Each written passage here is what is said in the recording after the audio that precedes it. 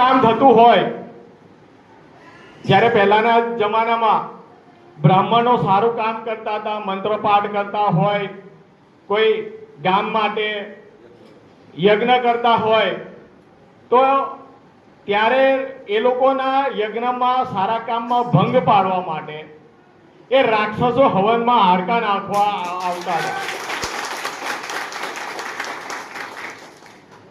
એવી જ રીતે અત્યારે પણ એવું છે. રાક્ષસો જતા રહ્યા, પણ આ કોંગ્રેસ એ રાક્ષસો રૂપી એમના વંશજો હજુ પણ આપણી વચ્ચે છે, જે જ્યારે વિકાસનું કામ થતું હોય ને ત્યારે એમાં આંગળી કરવા હવનમાં હાડકા નાખવા માટે જરૂર આવી જાય છે. આજે ગામ લોકો બેઠા છે, હું તમને મારી વાત પણ મૂકવા માંગીશ. આજે તમને કોઈને મેં આમંત્રણ આપ્યું છે? મેં કોઈને પણ આમંત્રણ આપ્યું છે ગામ લોકોને?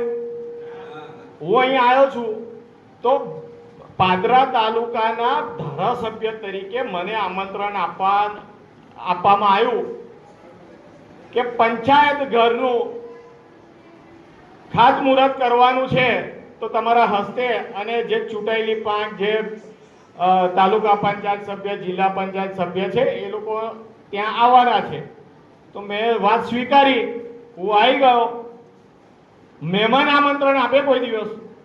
મહેમાને આમંત્રણ ના આપવાનું હોય, ગામ લોકો આમંત્રણ આપે. આમાં આ કાર્યક્રમમાં મારે સરપંચને આમંત્રણ આપવાનું હોય કે સરપંચ મને આપે? હું તો મહેમાન છું, હું તો મહેમાન કહેવાય ગામમાં. પરંતુ કેટલાક લોકો વિવાદ ઉભો કરવા માટે, અને ભારતીય જનતા પાર્ટી એ ક્યારેય કોઈનું અપમાન કરતી નથી. અમે કાર્યકર છીએ, અમે ચુસ્ત કાર્યકર્તાઓ છીએ કે ક્યારેય કોઈ વ્યક્તિનું અપમાન ના થાય એનું કાળજી લેવાની જવાબદારી અમારી છે. ને ત્યારે મેં ડીને પૂછ્યું છે, આરએનબી વિભાગ આ કામ કરવાનું છે, તો એને મેં પૂછ્યું તમે આમંત્રણ આપ્યું છે? તો એમને મને કીધું કે સરપંચ પતિ બધો વહીવટ કરે છે, તો એમને મેં આમંત્રણ આપેલું છે. હવે આમાં મારો કોઈ વાંક ખરો હોય?